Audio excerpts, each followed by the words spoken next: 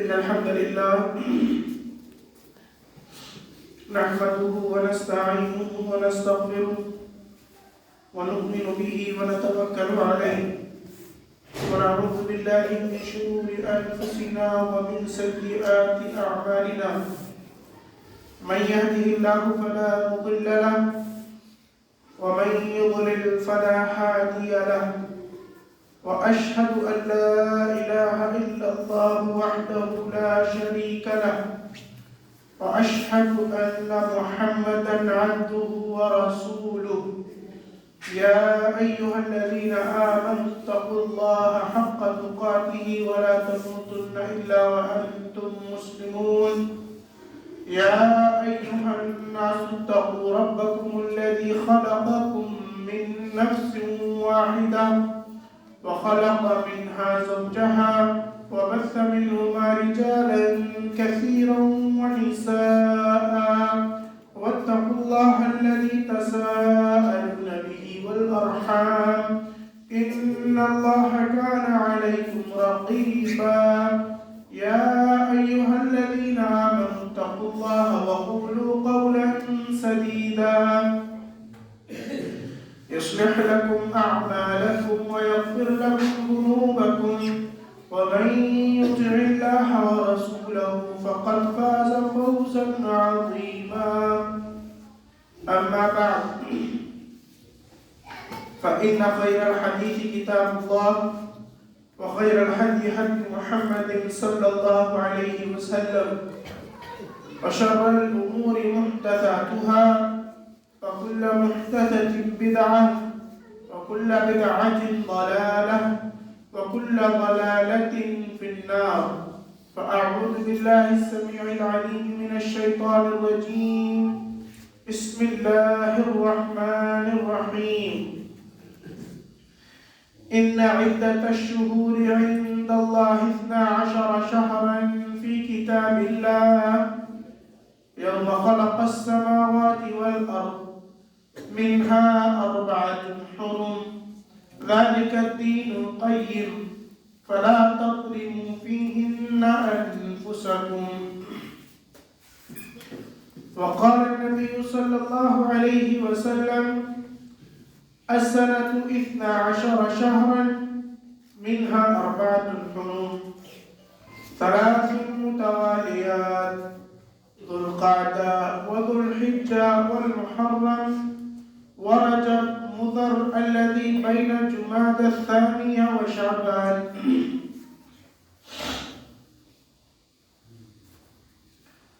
تمام قسم کی تعریف، توصیف، بڑائی، کبریائی، بزرگی اللہ وحدہ لا شریک کے لیے ہے، جس نے اس وسیع و عریض کائنات کی تخلیق فرمائی اور انسانوں کو وجود بخشا۔ انسانوں کو وجود بخشنے کے بعد ان کی رہنمائی، ان کی رشد و ہدایت کے لیے بے شمار انبیاء و رسول علیہ الصلاۃ والتسلیم کو اس دار فانی کے اندر مبعوث فرمایا۔ تمام کے تمام انبیاء و رسول علیہ الصلاۃ والتسلیم پر درود و سلام نازل ہوں، خصوصاً اللہ کے آخری حبیب جناب اکرم محمد رسول اللہ صلی اللہ علیہ وسلم پر کہ جن کو رب کائنات نے رحمت للعالمین بنا کر اس دار فانی کے اندر مبعوث فرمایا۔ حاضرین، ابھی آپ کے سامنے سورہ توبہ کی آیت کی تلاوت کی گئی ہے، جس کے اندر اللہ رب العالمین نے ارشاد فرمایا کہ اللہ رب العالمین کے نزدیک جب سے اس دنیا کی تخلیق ہوئی ہے، یوم خلق السماوات والارض، آسمان اور زمین کی پیدائش کے دن سے اللہ رب العالمین کے نزدیک مہینوں کی گنتی کی تعداد 12 ہے۔ ان عدت الشہور، مہینوں کی تعداد عند اللہ، اللہ رب العالمین کے نزدیک 12 شہرن، 12 ہے، 12 مہینے ہیں۔ یوم خلق السماوات والارض، آسمان اور زمین کی تخلیق کے دن سے ہی، منہا اربعۃ حرم، ان 12 مہینوں میں سے 4 مہینے بڑے حرمت والے ہیں، بڑے تقدس والے ہیں، جن کا احترام لازم ہے۔ ذالک الدین القیم، اللہ رب العالمین نے فرمایا یہی اس کی دین ہے، یہی بہترین طریقہ ہے۔ فلا تظلموا فیہن انفسکم، لہذا ان 4 حرمت والے مہینوں میں تم اپنے اوپر ظلم نہ کرو۔ فلا تظلموا فیہن انفسکم، خصوصی طور پر ان مہینوں میں اپنے اوپر ظلم نہ کرو۔ اور مہینوں کی گنتی 12 ہے، اس کی تائید اللہ کے رسول صلی اللہ علیہ وسلم کی اس حدیث سے بھی ہوتی ہے۔ اللہ کے رسول صلی اللہ علیہ وسلم نے فرمایا السنۃ 12 شہرا، سال 12 مہینوں کا ہوتا ہے۔ منہا اربعۃ حرم، ان 12 مہینے میں سے 4 مہینے بڑے حرمت والے ہیں، 4 میں سے 3 متوالیات، جو 3 مہینے ہیں یہ پے در پے ہیں، بیک ٹو بیک ہیں، ذوالقعدہ، ذوالحجہ، محرم۔ ذوالقعدہ یہ بھی حرمت والا مہینہ ہے، ذوالحجہ یہ بھی بہت عظیم مہینہ ہے، اس کے بعد محرم یہ بھی بڑے حرمت والا ہے، اس کے بعد اللہ کے رسول صلی اللہ علیہ وسلم نے فرمایا ورجب مضر الذی بین جمادی الثانیہ و شعبان، اور جو رجب مضر جو کہ جمادی الثانیہ اور شعبان کے درمیان کا مہینہ ہے، یہ بھی بڑے حرمت اور بڑے عظمت والا مہینہ ہے۔ اس حدیث کے اندر رجب کی جو نسبت کی گئی ہے وہ قبیلہ مضر کی طرف کی گئی ہے۔ کیوں؟ کیونکہ عرب کے اندر مختلف قبیلے پائے جاتے تھے، ان قبیلوں میں سے ایک قبیلہ قبیلہ مضر بھی ہے۔ قبیلہ مضر رجب کی تعظیم دیگر قبیلوں کے مقابلے زیادہ کرتے تھے، یعنی قبیلہ مضر کے اندر رجب کی حرمت زیادہ پائی جاتی تھی، وہ لوگ اس مہینے کا زیادہ خیال رکھتے تھے۔ حاضرین، ابھی آپ کے سامنے جو آیت تلاوت کی گئی اس میں اللہ رب العالمین نے فرمایا فَلَا تَظْلِمُوا فِيهِنَّ أَنفُسَكُمْ، ان مہینوں میں خصوصی طور پر اپنے نفس پر ظلم نہ کرو۔ تو گویا کہ کیا پتہ چل رہا ہے کہ ان مہینوں میں نہ کرو؟ کیا سال کے جو 8 مہینے بچتے ہیں کیا ان میں اپنے اوپر ظلم کر سکتے ہیں؟ بات ایسی نہیں ہے، بات ایسی ہے کہ جو سال کے 12 مہینے ہیں، 12 مہینے میں اپنے اوپر یا کسی دوسرے کے اوپر بھی ظلم و زیادتی کرنا حرام اور ممنوع تو ہے ہی، لیکن جو 4 مہینے حرمت والے ہیں ان میں خاص طور سے اپنے اوپر اور دوسروں کے اوپر ظلم کرنے سے بچو۔ اب سوال یہ ہے کہ ظلم سے مراد کیا ہے، کس طریقے کا ظلم؟ اس تعلق سے اللہ کے رسول صلی اللہ علیہ وسلم سے بعض لوگ سوال کرنے لگے کہ اللہ کے رسول صلی اللہ علیہ وسلم يسألونك عن الشهر الحرام قتال فيه قل قتال فيه كبير، یعنی لوگ آپ سے سوال کرتے ہیں عن الشهر الحرام، جو حرمت والے مہینے ہیں ان مہینوں کے تعلق سے سوال کرتے ہیں،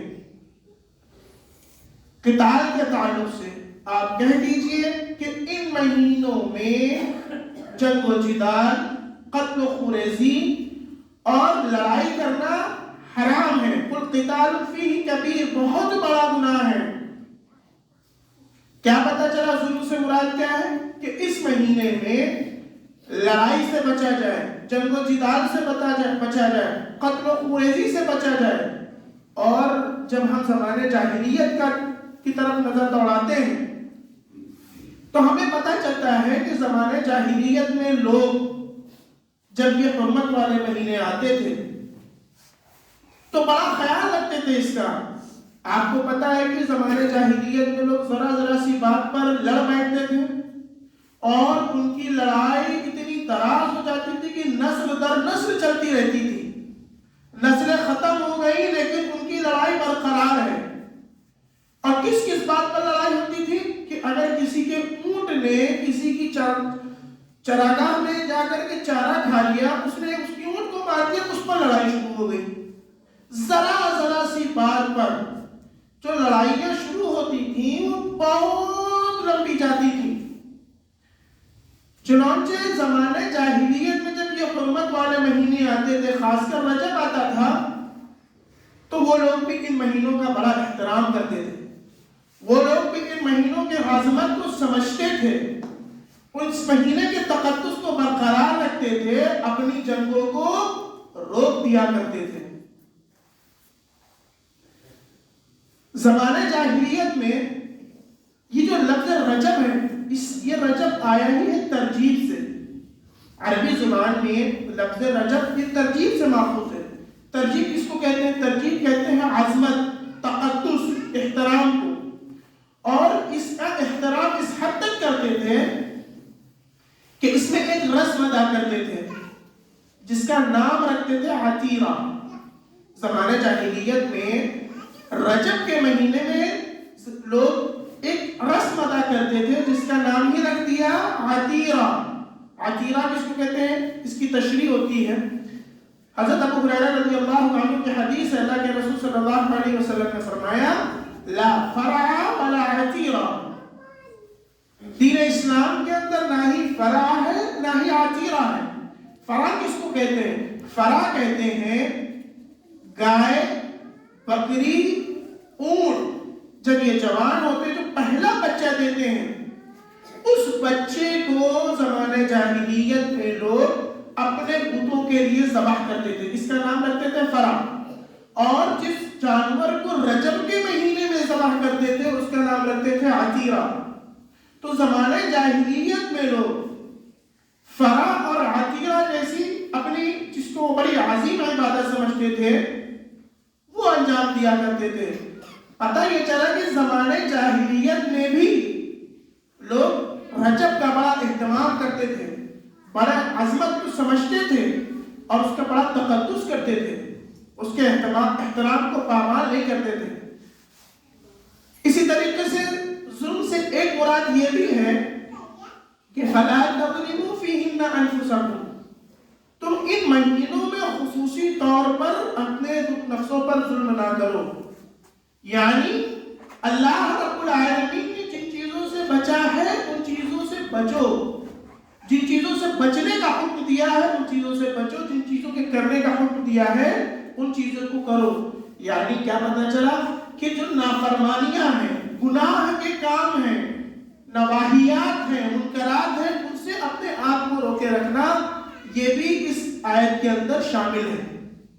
اور آج کے اس دور میں یہی اصل موضوع ہے کہ عام دنوں میں ہم گناہ کے کام کرتے ہیں، انسان ہے، خطا کار ہے۔ اللہ کے رسول صلی اللہ علیہ وسلم نے فرمایا کہ کلو بنی آدم خطاء وخیر الخطائین التوابون، تمام کے تمام بنی نوع انسان خطا کار ہے، لیکن سب سے بہترین شخص وہ ہے جو خطا کرنے کے بعد فوراً توبہ کر لے اللہ رب العالمین سے۔ تو ہر شخص گناہگار ہے، لیکن ہر شخص کو اس بات کا اہتمام کرنا چاہیے کہ جب یہ حرمت والے مہینے آ جائیں، جب یہ حرمت والے مہینے شروع ہو جائیں، تب ان مہینوں میں خصوصی طور پر ہمیں گناہوں سے بچنے کی ہر ممکن کوشش کرنی چاہیے۔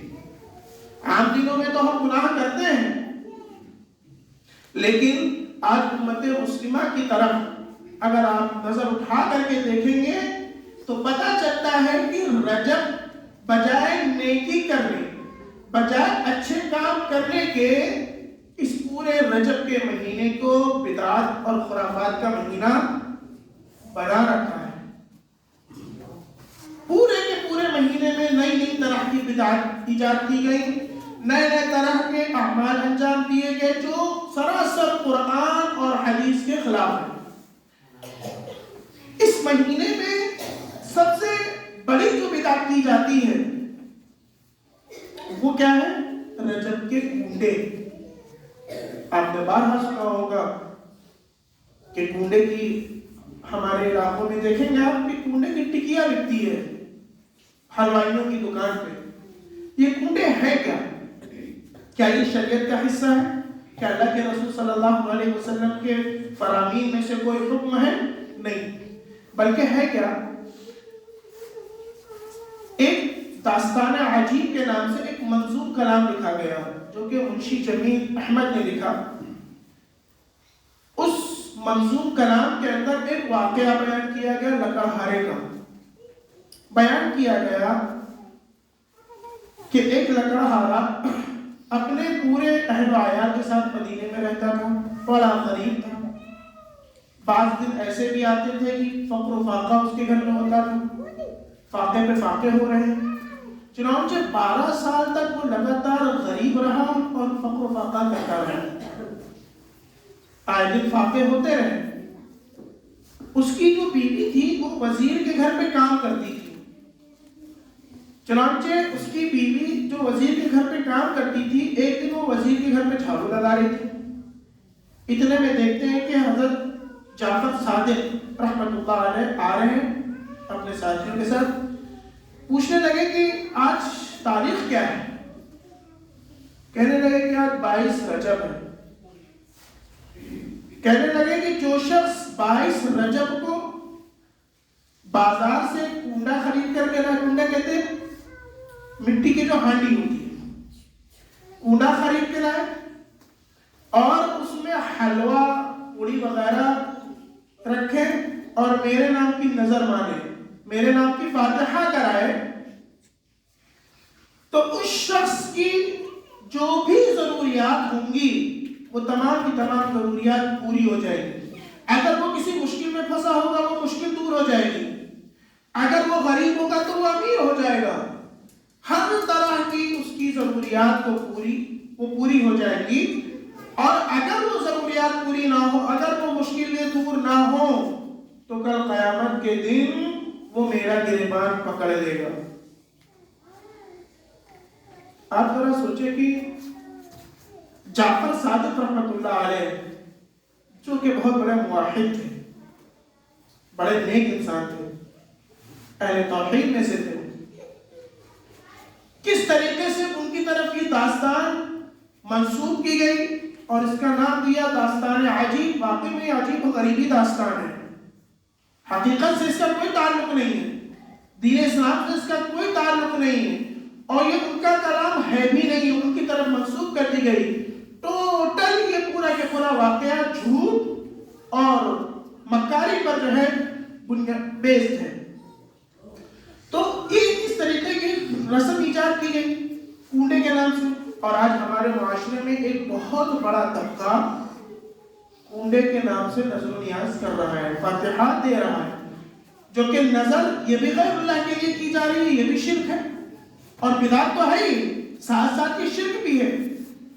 اب سوال یہ پیدا ہوتا ہے کہ اتنی بڑی تعداد میں لوگ کنڈے بھر رہے ہیں، کنڈے میں نظر و نیاز مان رہے ہیں، تو کیا ان کی پیدائش پر یا ان کی وفات پر، کس چیز پر؟ جب تحقیق کی گئی تو کیا پتا چلتا ہے کہ یہ جو شوشہ چھوڑا گیا، یہ چھوڑا کس نے؟ اہل تشیعوں نے۔ یہ اہل توحید، اہل سنت والجماعت کی طرف سے یہ شوشہ نہیں چھوڑا گیا، چھوڑا کس نے؟ اہل تشیعوں نے، اور اس پر پابندی سے عمل ساتھ ساتھ کس نے کیا؟ ہمارے نام نہاد مسلمانوں نے۔ یہ شوشہ کس نے چھوڑا؟ اہل تشیعوں نے۔ کیوں چھوڑا؟ کیونکہ 22 رجب کی جو تاریخ ہے وہ اللہ کے رسول صلی اللہ علیہ وسلم کے ماموں کاتبین وحی جناب حضرت امیر معاویہ رضی اللہ عنہ کی وفات کی تاریخ ہے۔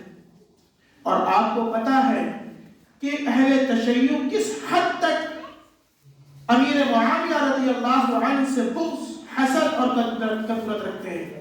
چنانچہ وہ لوگ ان کی وفات کی خوشی میں جشن منائے، اور اس کے بعد ایک داستان گڑھ کر کے مسلمانوں کو یہ تحفہ دے دیا گیا کہ تم بھی مناؤ۔ ان کو بھی نہیں پتا ہے کہ حقیقت کیا ہے اس کی۔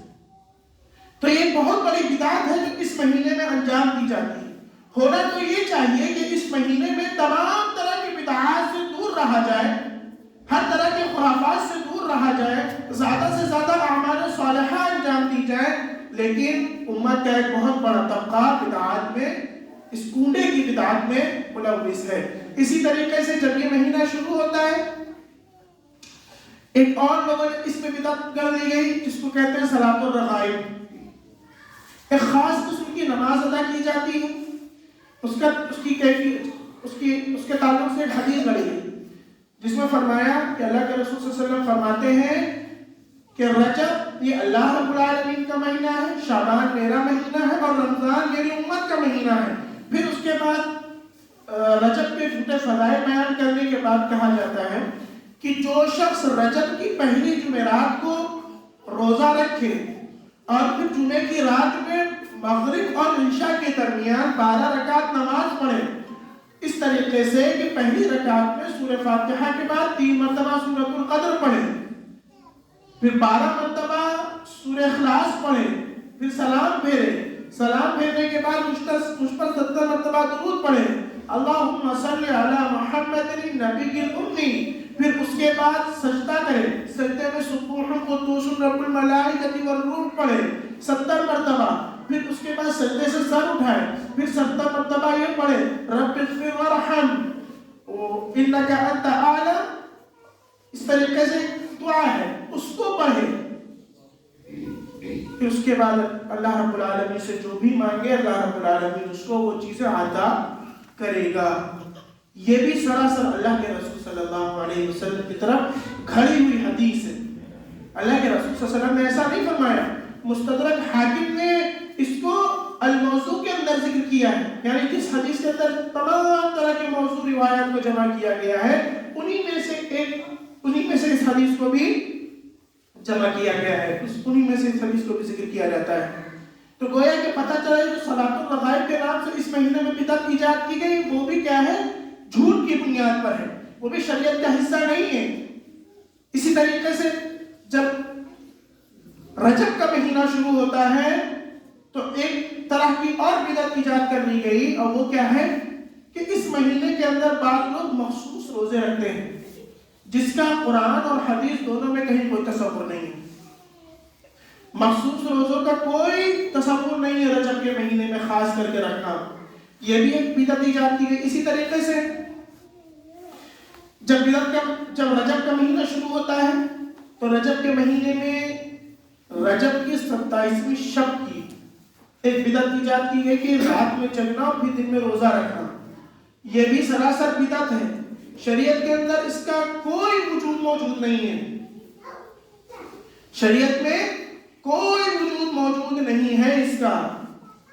تو پتہ یہ چلا کہ رجب کے مہینے میں اس طریقے کی جتنی بھی بدعات ہیں، چاہے وہ کنڈے کی بدعت ہو، چاہے وہ صلاۃ الرغائب ہو، چاہے مخصوص روزے ہو، اسی طریقے سے چاہے رجب کی 27ویں شب کو جاگنا اور دن میں روزہ رکھنا یہ بدعت ہو، اس طریقے کی کوئی بھی عبادات قرآن اور حدیث سے ثابت نہیں ہے، کیونکہ ان چاروں بدعات کے اندر کسی بدعات میں شرک پایا جا رہا ہے، باقی تو تمام کی تمام بدعات ہے ہی۔